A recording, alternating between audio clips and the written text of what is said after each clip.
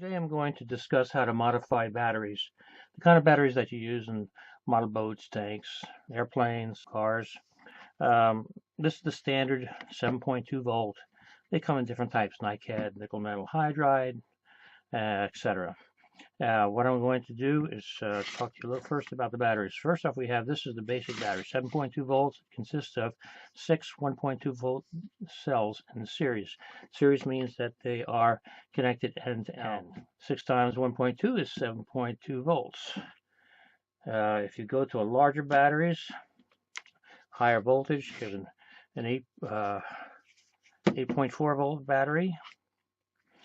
You can see it starts out here and the series goes down and around and it's wired all the way up through here and comes back out. So 7 times 1.2 is 8.4. And of course, then they go even more than that. Some of them are humpback where you actually see some batteries up on top like this to make up for the extra voltage. However, my problem isn't that so much as it is trying to fit the standard battery into a compartment that is a little bit smaller. I did that with one of my other boats and I was successful. And here you see the 6 volt, the 6 cells in there. And I was able to solder jumper wires across and run them in series and come back out. However, in taking my latest battery apart, I found that solder would not stick to it. So this presented a different problem. And that problem cured. I bought some conductive tape with the conductive adhesive on it from Amazon. Looks pretty good. I just received it today, so I'm going to be working on this battery pack and put it together. The tape is going to be a little bit thin, so I might just wind up using multiple layers, probably 2 or 3. And we'll see how that works out. It's supposed to be, I believe, 1.2 millimeters in thickness. And it's fairly conductive. It says that you can use it to actually make circuit boards. You can put that on cardboard and make a circuit out of it. It's also used for sticking to the edge of glass, and you can actually make some stained glass windows by putting this on the edge and then soldering everything together. The solder adheres very well to the copper. So let's get started. So I'm going to start taking the pieces of the battery, and as I said, you have to run them in series. So if you noticed, here is a negative, which is black, positive. So when I put the next one next to it, it's going to run from positive to negative, and so on. I'm going to go all the way around until I have all 7 batteries. Now, my configuration is going to probably wind up very much like this, except I'm going to have an extra battery on the end, which means that I probably will have to, one of these jumpers, I'm going to have to actually run the jumper from the end of one battery to the end of the other battery along the side of the case. So first thing what I did, took the battery pack apart. I clipped them apart. These are steel. I use a little magnet on it. You can see they are magnetized, the tabs, and so solder just would not stick to it. So there was some adhesive on there because there was pieces of cardboard or insulator in between these. So I cleaned them all down, flatten them down pretty good. Just take them and roll them out and tap them down so they're good and flat. And then we shouldn't have any problems putting the conductive tape on it. So the first thing I'm going to do is align these as I need to use them before I start putting the copper tape on, because I don't want to tear the copper tape. I'm going to offset these a little bit so you can see down, giving a little depth here. And we're going to run, we're starting out with positive in, the opposite side is negative. So I'm going to jump that to the positive, negative to the positive, negative, and I'm going to come over here to the positive, then negative here to the positive, negative to the positive, and the last one, negative to the positive. Alright, here we have everything rubber band together. A couple of rubber bands near the bottom I started out with, and one at the top. Maybe add another one up the top just to make sure it's nice and tight. I don't want any flexing between the batteries. That way we make sure that nothing's going to happen with the foil. So we're like that. And the next thing I'm going to do is just wrap some tape around that. Here we have the tape wrapped around. I put 2 turns around the middle and about a turn and a half around the top and the bottom edges, just to give it a little extra stiffness. Conductive tape on the back is pretty thin, so I might even go with 3 layers on this. So what we're going to do is you're just going to come, and we need a jumper from, we're starting on here, positive, so negative to positive. And we can go right across the surface. You don't have to stop right in the middle, as long as you don't touch the battery adjacent to it, where it's not supposed to go. So we'll go right to the end there. And add a second layer right on top of that.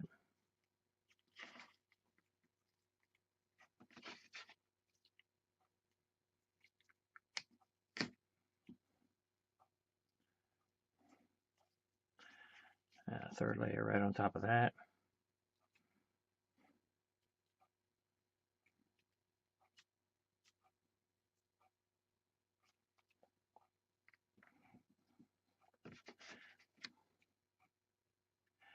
Maybe I'll even add a 4th layer just in case I have to happen to use this, take it out of the vehicle I'm going in. The vehicle I'm going in is a deuce and a half that I custom built out of some WPL parts.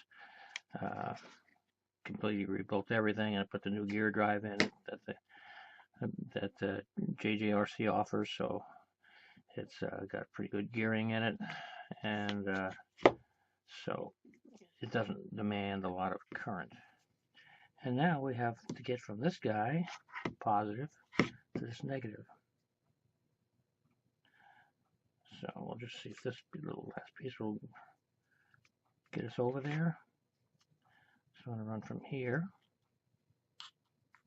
go down the side. Oh, look at that. Just about perfect. And because that's a longer piece, I just might go to 5 layers on that one.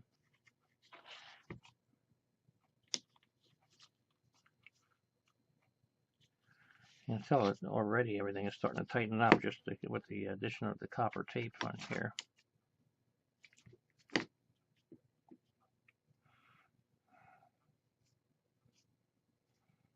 It's 2.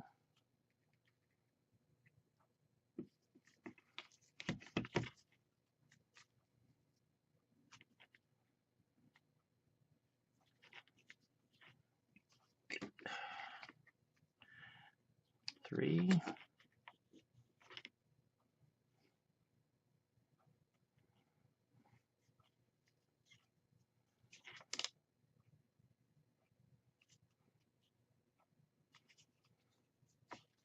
4.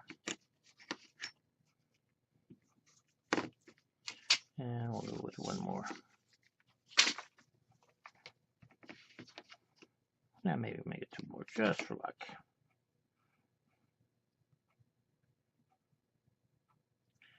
As you start drawing too much current through thin wires, that makes for heat.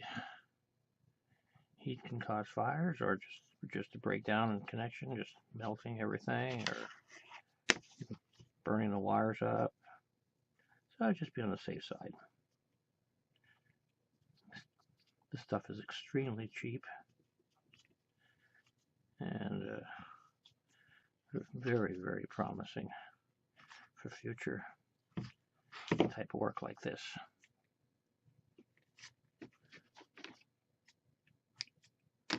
And like everything with tapes, you always get something a little twisted.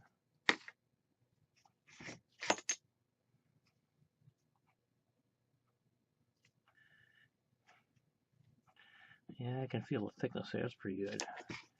That thickness and that width should take a few amps.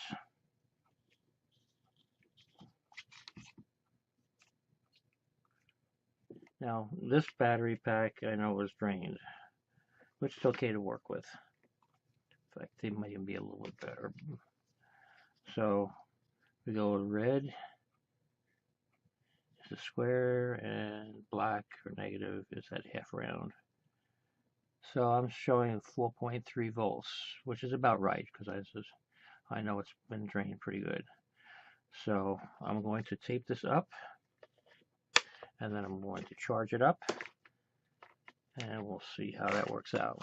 The first layer of tape I'm going to put on is just going to be a protective cover for that copper tape that ran down the side here, just so it doesn't get damaged while I'm doing anything else.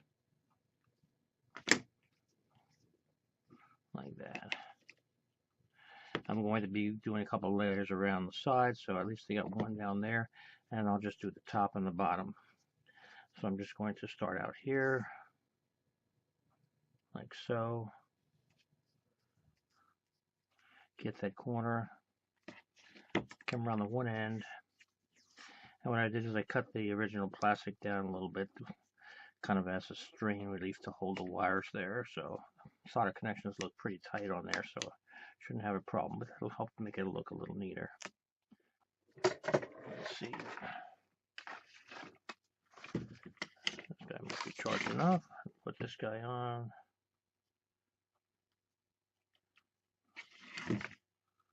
All right, charging.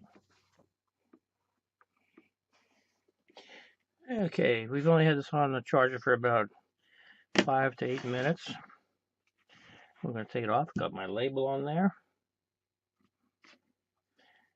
And I'm going to take that. And we're going to test out just a motor here. It's 12 volts. Looks like 0.57 amp stall on it. My old motor from one of my boats. And like you can hear, it runs pretty good.